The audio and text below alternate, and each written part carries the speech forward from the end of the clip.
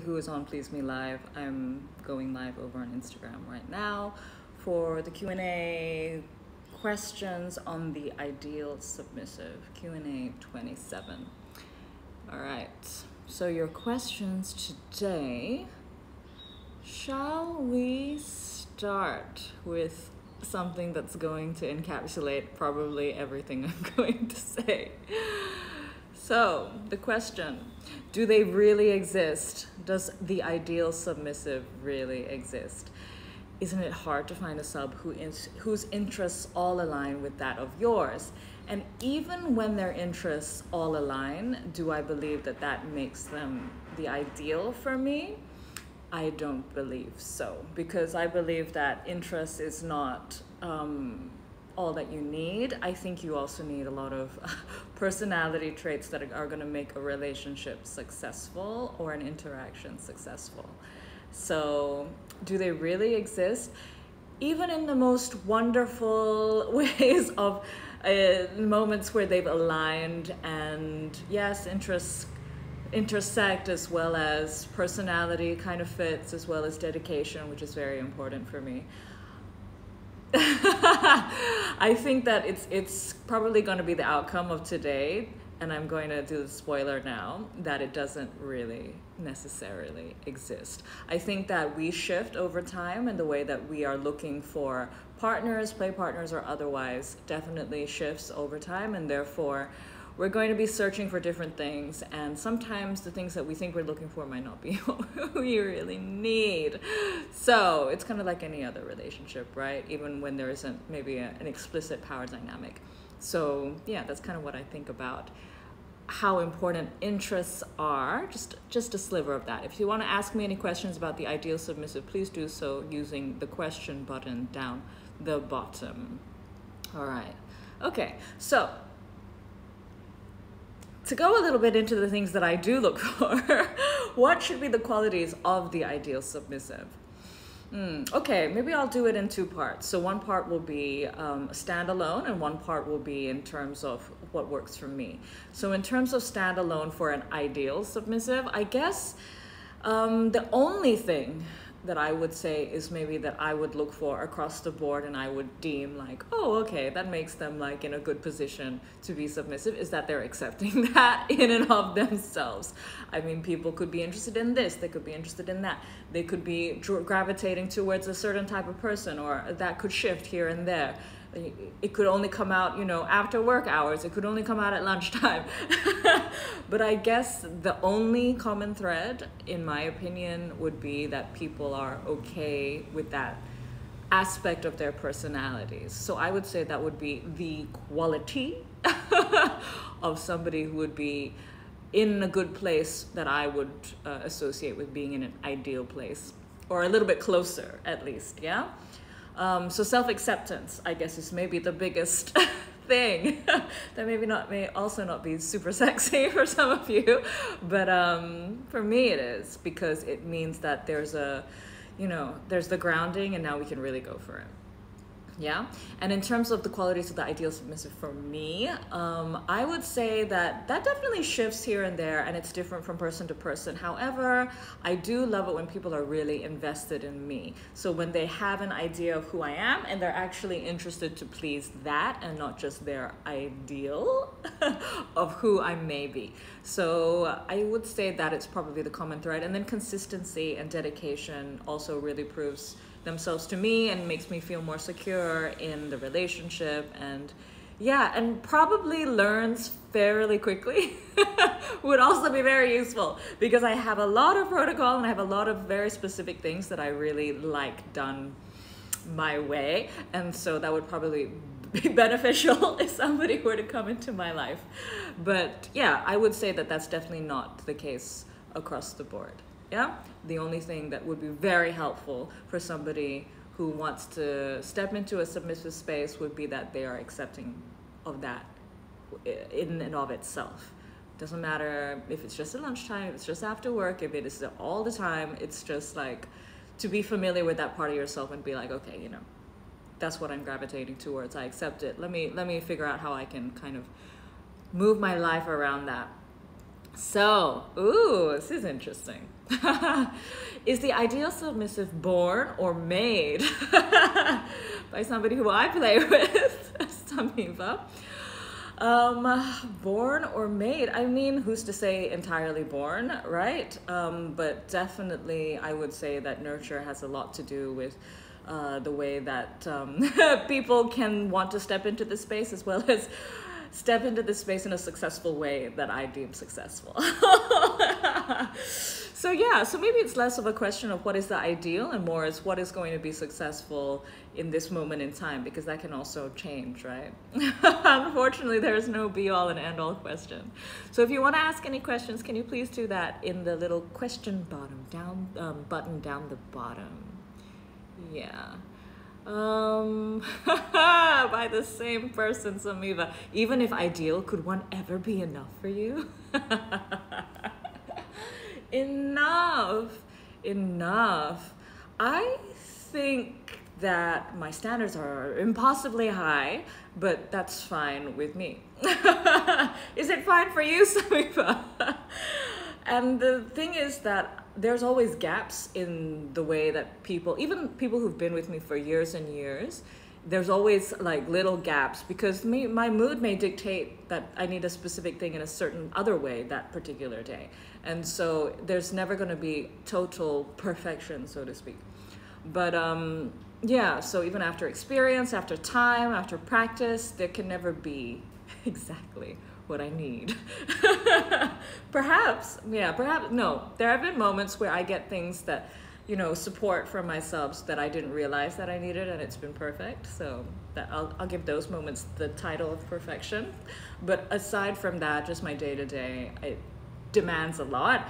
But the thing is, I'm okay, you know, understanding that they're probably gonna have gaps. I understand that my standards are super high. So the fact that I have that understanding about myself, and I can accept that, and I can accept the reality of the world around me, makes the fact that not entirely enough is totally fine.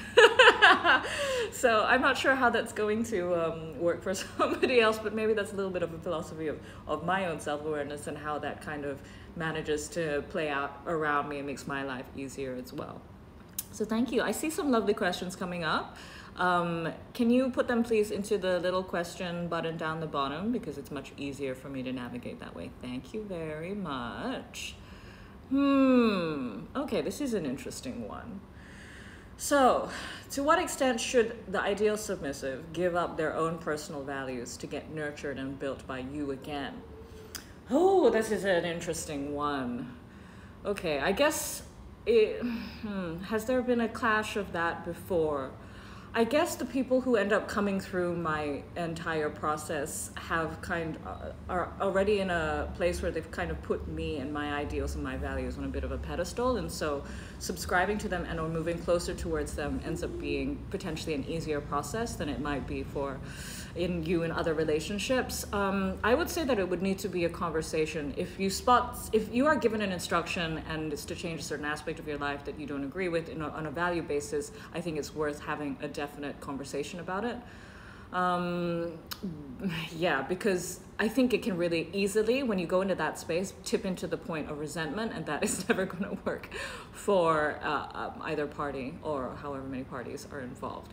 So I would say that I am in a privileged position that I kind of, I'm already put on a bit of a pedestal. So that makes it a little bit of an easier process for them to kind of take on my way of seeing the world. But yeah, it really depends where you've placed people, but I would say communication is always necessary, and your values are not to be undervalued if you really are grounded in them and they kind of are your compass. So I think that's something you need to have spoken to yourself as well as to the people that you're engaged with. Yeah? Thank you for that very interesting question. All right. So we're going to be talking. I mean, this is a little bit of an aside, but I like this one. Aren't you too nice to be a dom? What do you think, Samiva? And all my other people who have played with me, what do we think? I think I'm very reasonable. I think I come across as very, especially when it's just a one-way conversation, of potentially not being too confrontational, but it is not an easy process to be around me if you're actually interacting with me. Because maybe it's not obviously nasty, but it is definitely challenging. So I would say that it's not a matter of nice or kindness, but it's about maybe what you're looking for, and it's definitely not an easy experience if that's what you mean. So let's keep going with the questions. Oh, okay. Does the ideal submissive need to be chaste? So need to be in chastity. Oh, this is kind of an interesting question because this is going to vary for everybody. Yeah, I think we've already understood that there's no ideal submissive for everyone, and also even for one person over time, because time changes our minds and And so does this person, not just a he, need to be in chastity? I would say no, but chastity is a wonderful tool to mold the mind and focus onto things that maybe the person molding would like to focus them on. So yeah, does that answer your question? This was a really good question. I haven't had time to think about this, so I'm going to do this on the spot, yeah? Is it possible for a non-neurotypical example, someone with ADHD, autism individual to be a good or ideal sub? Of course. Of course.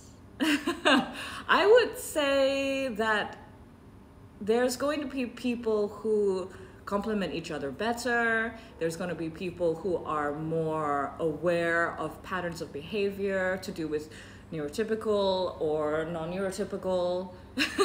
And it's all can be very complex, yeah? It doesn't matter, neurotypical or not. It's the complex interactions with the human mind and how they interact with things around it are never a simple process over time and relationship. So I would say that that's not necessarily a deciding factor. I would say it's more about you understanding the ways that you're behaving, your needs, and understanding that that is understood by the people around you and vice versa. So I would say that would probably be the route to go about it. But in general, relationship is not necessarily straightforward for anybody. It doesn't matter the configuration of your brain. So yes. Next lovely question. That was really good. Thank you very much for asking that. So I kind of covered this already. But, ooh, okay, that response couldn't be shared because I guess it's a private question or a private account. By Vicious Vendetta, is there such a thing as an ideal submissive? Is it practical or fantastical? It's fantastical. It's a beautiful fantasy. However, I would still stand by that one thing that I said at the beginning, which was about how if somebody is accepting of the fact that they want to be submissive, that's already a huge step and a huge leap in order to move into a space that's going to be compatible for me, for your partner, etc. But to really like say that this is the way that something should be done, this is the way that someone should be, I think is you know, it's a wonderful, fantastical thing that we can create movies about. But the reality is that maybe not necessarily. Okay, let's go to the newer questions up the top. Thank you for asking them. So we're going to ask about the ideal submissive today, yeah, everyone? So we've already covered a little bit about what my sort of ideal-ish submissive is. Are there any questions about being an ideal sub, everybody? Or are you just going to ask me questions about yourselves? All right, maybe this will be a short one since you're not necessarily getting to the point. 1, 2, 3. Okay, all right, okay. I covered this also a little bit, but this is, I guess this maybe gets a little bit more specific. Are there any essential fetishes that the ideal submissive has to have? No. Is a very quick one. I guess they probably need to fetishize or you know, maybe not even fetishize the concept of submission. But there needs to be, that's an interesting aspect of that. So I guess like the very quick answer is no, but in my opinion, however, I would say that if you had them, they would be lovely tools to be able to be utilized in order to, again, form the focus of the relationship. However, are there essential fetishes that the ideal submissive needs to have?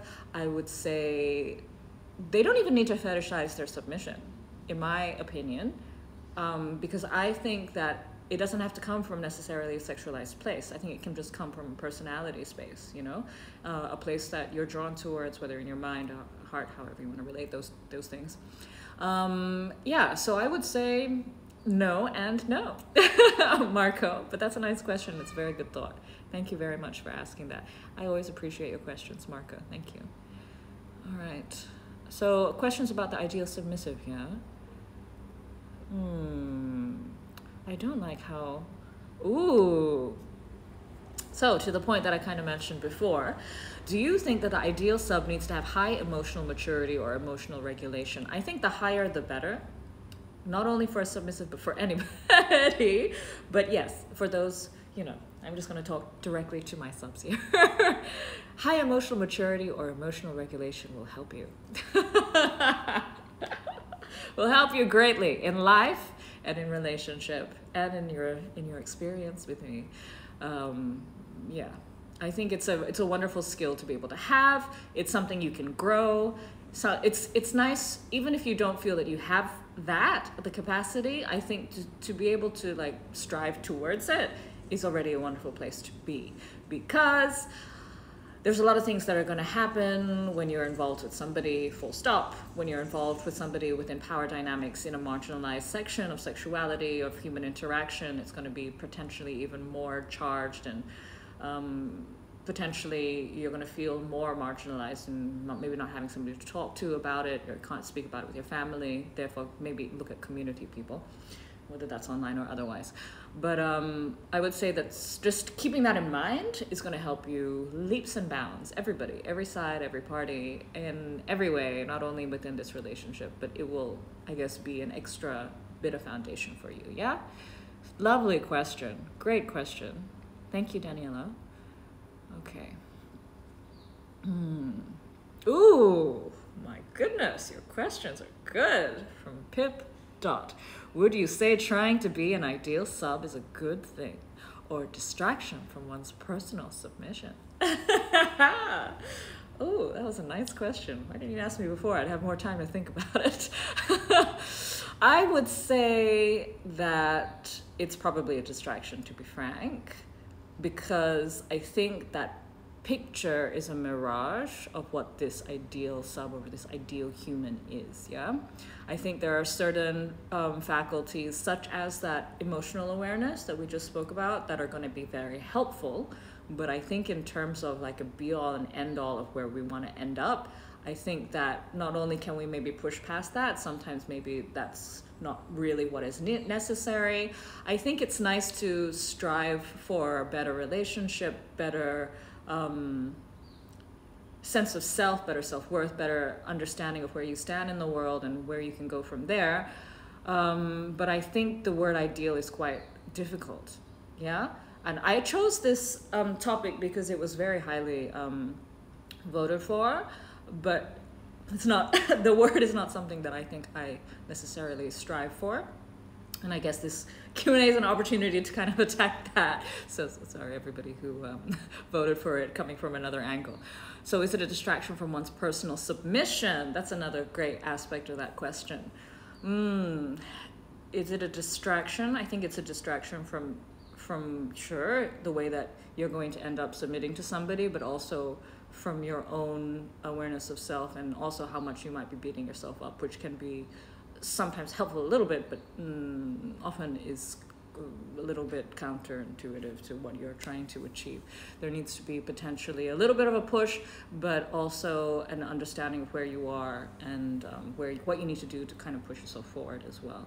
So I think it's good to keep in mind that you want to maybe move into a certain direction, but also you need to maybe try to discover what your personal submission or dominance or however direction you're going in means, what that means to you, what you want from it. Because if you're just striving to somebody else's ideal, you might reach that what we spoke about earlier. You might reach the resentment barrier. Yeah, so there's a lot of different things that you need to be aware of, I guess, when you're exploring what your submission means to you. Yeah, so your value set, how that matches with the set that you're serving, the person that you're serving, your understanding of where you sit, where you want to go. Yeah, it's not easy, is it? Take it easy. Yeah, reach it out. Ask questions like this. Hopefully that's helpful. Yeah? Thank you very much. That was a really good question, Piptol. Thank you so much. All right. So questions about ideal submissive, yeah? All right.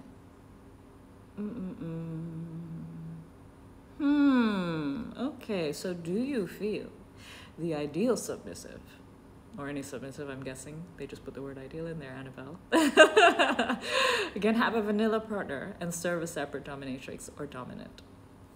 Hi, Annabelle.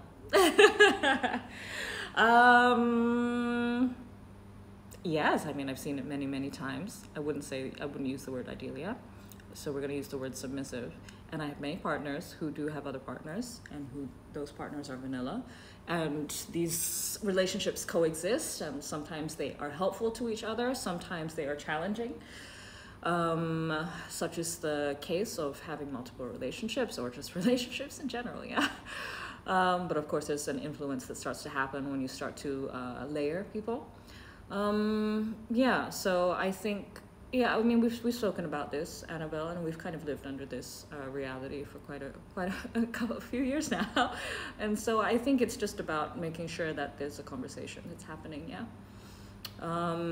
And whether these periods of time of service come and go, whether they fulfill something at that point in time, and then they don't, then it is what it is. So yeah, there's maybe no hard and fast answer, but I think that definitely for, at least when some needs to be satisfied, I think it's entirely possible. Right, Annabelle? Okay, thank you for that question, Annabelle. All right, so I'll take a couple more questions about the ideal submissive. Ooh, all right. So there's one really good one that I see. Ooh, okay, this is kind of like on the side. So next door, you're nagging me. How do you cushion the blow when you know it's not an ideal fit? Subs sometimes get invested very fast. It was written in a funny way, so I'm reading it in a funny way. All right, so when I know it's not an ideal fit, how do you let people off? Ooh, there's many ways. How has one been let off? I've been ghosted many times. That is not a very helpful way to let me off. But I don't do that to people. So I normally will slowly introduce them to the concept of not being an ideal fit and why that might be, and what alternatives could look like in terms of who they could potentially see or what they might need to do in order for me to even move towards them. Yeah, there's many ways to go about it, but in general, I think people are owed a fair, not necessarily explanation, but a little bit of a little bit of an awareness as to why that may need to move on. And then if they don't want to accept that and all this kind of thing, then then you can become maybe potentially harsher if they don't respect the things that you're saying. So I would say that's how I normally deal with things. Cushioning the blow, I think it's always going to be hard, but I think when you're going to maybe choose a moment where they're not exactly in a space where they're just glorifying you, where things are maybe a little bit more friendly, a little bit more eye to eye, and maybe a little bit more, of a less confrontational of a setting, things like this. So it's just like being sensible about it, really, and understanding that it's going to be difficult. So how can we make that simpler for people? Yeah. And not just running away, because that leaves a whole host of questions that are not a lot of fun for people to deal with and is potentially damaging. Yeah, so, all right. lots of questions coming in. Thank you, everybody. Let's see. Questions about chastity, release. Ooh, that was good. You asked some terrible questions, but one of them is pretty good. We'll go with this one. Which part of the training of an ideal sub is the hardest to achieve? Of the people who serve me, ooh, everybody's got their different challenges. What is the challenge that is repeated? People think that a lot of themselves. People really believe in the way that they see the world, and fair enough. That's how they see the world, and that's how they've come and survived it, and maybe it served them. But sometimes it doesn't serve me. and if somebody is going to place their opinion over something that I very specifically wanted, asked for, need, and they're not going to bring a suitable rationale, and it's just about their ego and their belief in their way of doing things, they are probably shouldn't be in a position where they are choosing to submit to somebody. So yeah, I would say that strangely, of all the people who walk towards me, maybe not so strangely, who are lovely, wonderful people who are ready to submit, yeah, there's still that one thing that you always have to be like, really? Do you really believe that? Why is that? How could it be different?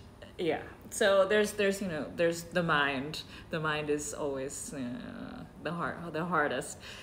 So yeah, and that's actually an ongoing thing, because there's always a lot of different beliefs that will come out when you start to train somebody over a long period of time that you will need to engage. So I would say rationalizing and appealing to the mind of another is very difficult. Yeah. You can kind of like really drill certain protocols into people, but yeah, that's really the hardest, but satisfying. Okay, all right, one more. Yes, one more. Thank you very much for your wonderful questions. There's the questions about marrying a submissive. I already have done that. Although that ended up in divorce, but such is life. Let's see. One more. There was a really good one down the bottom, but I want to give the ones up the top a chance. Can I slave you? It's not a question about the ideal submissive, and that probably would make you less so.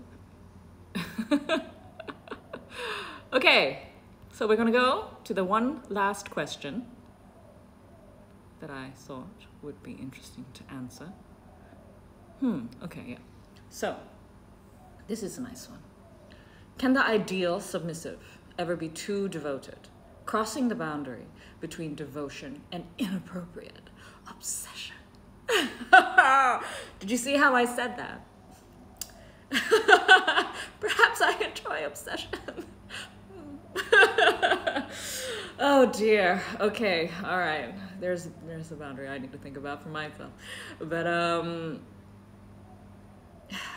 ideal or not, can a submissive ever be too devoted?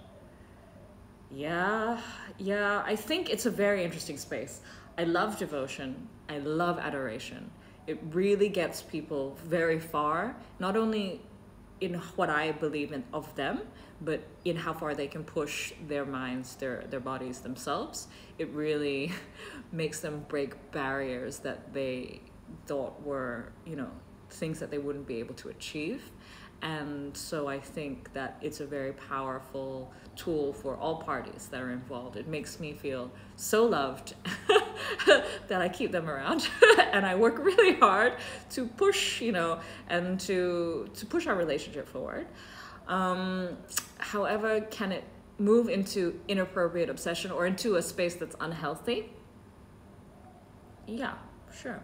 I think many things, many interactions can can definitely push into a space that's not beneficial for one party or all parties.